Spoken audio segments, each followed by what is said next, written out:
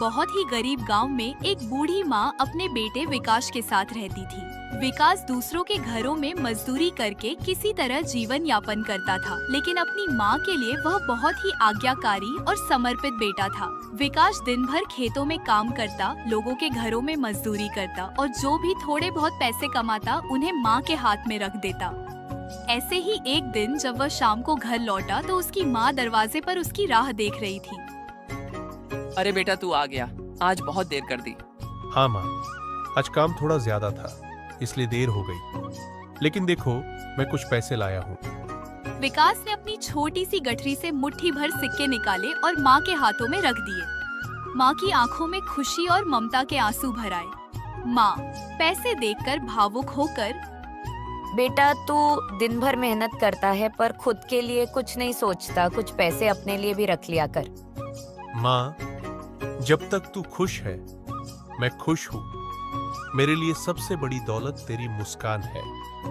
ये सुनकर ममता कुछ देर चुप रही, फिर हल्की आवाज में बोली, बेटा मेरी एक आखिरी ख्वाहिश है। विकास तुरंत चौकन्ना हो गया। बोलो माँ, तुम्हारी कौन सी ख्वाहिश है? बेटा मैं इस बार का महाकुंभ मेला देखना चाहती हूँ। बस हैरान रह गया। पर माँ, तुम बहुत बूढ़ी हो गई हो, वहाँ बहुत भीड़ होती है और सफर लंबा और कठिन होगा। तुम्हारी तबीयत खराब हो सकती है। बेटा अब पता नहीं कितने दिन की जिंदगी बची है। मुझे बस एक बार गंगा स्नान करना है, वहाँ की पवित्र मिट्टी छूनी है। कौन जानता है अगला महाकुंभ देखने के लिए मैं रहूं या नहीं। तू कैसे भी करके मुझे वहाँ ले चल। माँ, मेरे पास ना तो सवारी है ना इतने पैसे कि मैं तुम्हें वहां तक ले जा सकूं। बताओ मैं तुम्हें कैसे लेकर जाऊं? मुझे नहीं पता बेटा, पर मुझे वहाँ जाना है। ये मेरी आखिरी ख्वाहिश है। विकास गहरी सोच में डूब गया। महाकुंभ में अभी कुछ समय था, लेकिन सवाल यह था कि वह अपनी बूढ़ी माँ को वहाँ तक कैसे लेकर जाएगा। वह जानता था कि उसकी माँ का सपना पूरा करना ही उसकी सबसे बड़ी जिम्मेदारी थी। अब उससे कोई रास्ता निकालना था। विकास अपनी रोजमर्रा के कामों में इतना व्यस्त हो गया कि माँ की आखिरी ख्वाहिश को भूल ही गया। एक दिन जब वह किसी के खेत में काम कर रहा था, तभी उसकी माँ ममता की आवाज आई, बेटा तुम मुझे महाकुंभ लेकर जाओगे कि नहीं? हाँ माँ, क्यों नहीं, मैं तुम्हें जरूर लेकर जाऊंगा। तुम बेफिक्र रहो, तुम्हारी आखिरी ख्वाहिश पूरी होगी। माँ की आंखों में चमक आ गई। उन्होंने बेटे के सिर पर प्यार से हाथ फेरा और भावुक होकर कहा, भगवान ने मुझे बहुत अच्छा बेटा दिया है। काश हर माँ को तो जैसा बेटा मिले। माँ के ये शब्द विकास के दिल को छू गए। वह सच में सोच में पड़ गया कि अब उसे हर हाल में माँ की आखिरी इच्छा पूरी करनी ही होगी। उसी दिन उसने ठान लिया कि वह दिन रात मेहनत करेगा और कैसे भी करके माँ को महाकुंभ लेकर जाएगा। अब वह पहले से भी ज्यादा मेहनत करने लगा। वह खेतों में ज्यादा देर तक काम करता, ज्यादा लोगों के घरों में मजदूरी करता और हर एक पैसा बचाने की कोशिश करता। रात को भी कोई छोटा मोटा काम मिल जाता तो वह उसे भी कर लेता। धीरे धीरे उसके पास कुछ पैसे जमा होने लगे।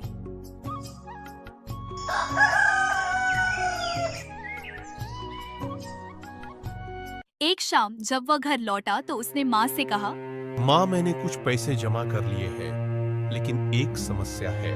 क्या हुआ बेटा? जो पैसे हैं वे इतने कम हैं कि सिर्फ खाने पीने के काम आ सकते हैं। अगर मैं गाड़ी किराए पर लूं तो सारे पैसे खत्म हो जाएंगे। फिर हम वहां रहेंगे कहाँ और खाएंगे क्या? माँ ने एक गहरी सांस ली और कहा, बेटा मैं क्या कहूँ, बस इतना जानती हूँ कि मुझे जाना है। कौन जाने मैं कल रहूँ या ना रहूँ। विकास ने माँ के चेहरे पर मायूसी देखी और तुरंत बोला, अरे माँ, ऐसा मत कहो, मैं कुछ करता हूँ। उसकी आंखों में संकल्प छलक रहा था। वह तुरंत घर से बाहर निकला और सोचने लगा कि माँ को कैसे लेकर जाए। चलते चलते अचानक उसके दिमाग में एक उपाय आया। क्यों ना लकड़ी का एक ठेला बनाया जाए, माँ को उस पर बिठाकर आसानी से ले जाया जा सकता है। यह विचार आते ही वह खुशी से उछल पड़ा। वह बिना समय गंवाए जंगल की ओर निकल पड़ा और वहाँ से बहुत सारी मजबूत लकड़ियाँ इकट्ठी कर ली। बड़ी मेहनत से लकड़ियों का गट्ठर बनाकर वह उन्हें घर तक ले आया। जब माँ ने उसे इतनी सारी लकड़ियाँ लाते देखा तो हैरान हो गई। बेटा ये लकड़ियाँ क्यों लाए हो, इनका क्या काम? माँ, ये लकड़ियां बहुत काम की है, बस देखती जाओ मैं इनका क्या करता हूँ। माँ कुछ समझ नहीं पाए, लेकिन बेटे के आत्मविश्वास को देखकर मुस्कुरा दी। ठीक है बेटा, पर बहुत रात हो गई है, चलो पहले खाना खा लो। विकास ने माँ की बात मान ली। दोनों ने साथ बैठकर सादा सा खाना खाया और फिर सोने चले गए। लेकिन उस रात विकास सो नहीं पाया। उसके मन में सिर्फ एक ही बात चल रही थी, मुझे माँ की आखिरी इच्छा पूरी करनी है, चाहे कुछ भी हो जाए। अगली सुबह विकास सूरज उगने से पहले ही उठ जाता है। उसे पता था कि जैसे ही सुबह होगी उसे काम पर जाना पड़ेगा और फिर ठेला बनाने के लिए समय नहीं मिलेगा, इसीलिए वह जल्दी से उठकर ठेला बनाने में जुट जाता है। अब उसकी दिनचर्या कुछ ऐसी हो गई थी, सुबह जल्दी उठकर ठेला बनाना, फिर दिन भर खेतों में काम करना और रात को थककर घर लौटना। यह सिलसिला कई दिनों तक चलता रहा। एक दिन माँ ममता ने उसे इस तरह मेहनत करते देखा तो उनका दिल भर आया। बेटा थोड़ा आराम कर लो। नहीं माँ, मुझे आपकी ख्वाहिश पूरी करनी है। जब तक तुम्हें महाकुंभ नहीं ले जाता, चैन नहीं आएगा। पहले खाना खा लो, फिर थोड़ा आराम कर, फिर काम करना। वैसे बता तो सही, इन लकड़ियों से क्या बना रहा है? माँ, हमारे पास महाकुंभ तक जाने का कोई साधन नहीं है और किराए के लिए भी पैसे नहीं है, इसलिए मैं लकड़ी का ठेला बना रहा हूँ ताकि तुम्हें आराम से उस पर बिठाकर ले जा सकूं। माँ यह सुनकर फड़क कर रो पड़ी। उनकी आंखों में खुशी और भावुकता के आंसू थे। बेटा तू मेरी एक छोटी सी ख्वाहिश पूरी करने के लिए इतनी मेहनत कर रहा है, भगवान हर माँ को तुझ जैसा बेटा दे। विकास के लिए यह शब्द दुनिया की सबसे बड़ी दौलत से भी ज्यादा कीमती थे। उससे लगा मानो उसने पूरी दुनिया जीत ली हो। कुछ लोग विकास के पास आए और बोले, विकास भाई, आपको हमारी कोई भी मदद चाहिए हो तो बताइए, हम सब मिलकर आपकी मदद करेंगे। भाई, ये मेरा फर्ज है, मैं इसे खुद पूरा करना चाहता हूँ, लेकिन अगर कभी मुझे सच में जरूरत पड़ी तो मैं आप लोगों से जरूर मदद मांगूंगा। वह दिन आ ही गया जब विकास ने ठेला बना लिया। वह ठेले को गौर से देखता रहा और फिर मुस्कुराकर माँ की ओर मुड़ा। देखो माँ, ठेला तैयार हो गया, अब तुम महाकुंभ की तैयारी शुरू कर दो। और अब बस सफर शुरू करना बाकी था। माँ ने खुशी खुशी अपनी छोटी सी गठरी तैयार की, जिसमें 2 जोड़ी कपड़े, कुछ सूखा अनाज और पानी का एक मिट्टी का घड़ा था। विकास, तूने अपनी माँ के लिए जो किया वैसा हर कोई नहीं कर सकता। हम भी तेरी मदद करना चाहते हैं। कोई खाने के लिए रोटियां और सूखा अनाज ले आया तो किसी ने पानी के घड़े भर दिए। कुछ गांव वालों ने पैसे भी दिए ताकि रास्ते में कोई परेशानी ना आ सके। यह कुछ पैसे रख ले, सफर लंबा है, तुझे जरूरत पड़ सकती है बेटा। भगवान तुम्हारी मेहनत सफल करे। माँ की सेवा से बढ़कर कोई पुण्य नहीं होता। बस आप सब दुआ करें कि हम सही सलामत महाकुंभ पहुंच जाए।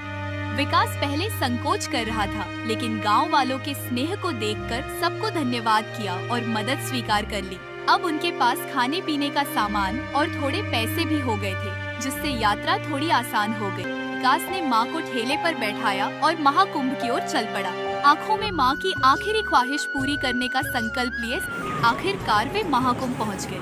सामने विशाल जनसागर था, दूर दूर तक बस लोगों की भीड़, पवित्र गंगा का किनारा और हर ओर श्रद्धालु ही। बेटा तूने मेरी आखिरी ख्वाहिश पूरी कर दी, मैं धन्य हो गई।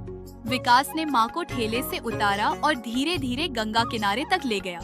माँ ने गंगा की पवित्र लहरों को छूते ही आंखें बंद कर और हाथ जोड़कर प्रार्थना करने लगी। हे गंगा मैया, मेरे बेटे को हमेशा खुश रखना, उसे दुनिया की हर खुशी देना। विकास के लिए यह पल उसकी सारी मेहनत का सबसे बड़ा इनाम था। उसने माँ के चेहरे की चमक देखी और मन ही मन सोचा, अगर हर बेटे को माँ के लिए इतना करने का मौका मिले तो यह दुनिया कितनी खूबसूरत हो जाएगी। यह कहानी हमें सिखाती है कि माँ की सेवा से बढ़कर कोई धर्म नहीं और सच्चा प्यार त्याग और समर्पण में बसता है।